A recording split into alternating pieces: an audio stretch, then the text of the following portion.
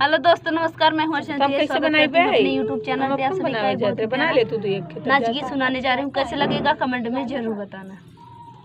मैं हूँ लंबी बलम छोटी खटिया, मैं हूँ लंबी बलम छोटी खटिया, सास ननद मोरी सोने को भेजी, सास ननद मोरी सोने को भेजी, सैया जी हटाई ले खटिया, सैया जी हटाई ले खटिया। मैं हूँ लंबी बलम छोटी खटिया, मैं हूँ लंबी बलम छोटी खटिया, सास ननद मोरी पूछने लागी, सास ननद पूछने लागी, बहू जी कहूँ रात की बतिया, बहू जी कहूँ रात की बतिया।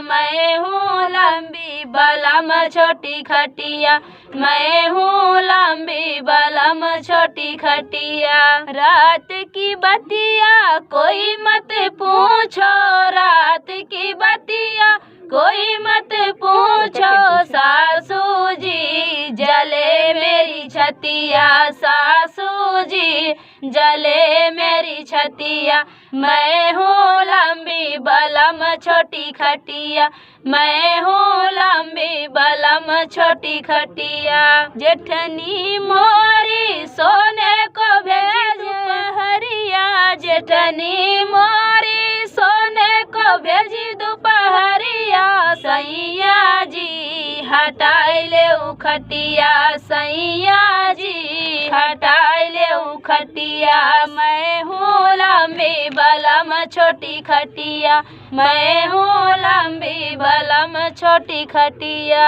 आधी रात हम बोले बतलाने, आधी रात हम बोले बतलाने, सैया जी आधी सौ पे बटुआ, सैया जी आधी में सौ पे बटुआ। मैं हूँ लंबी बलम छोटी खटिया, सैया जी बलम छोटी खटिया, मैं हूँ लंबी बलम छोटी खटिया।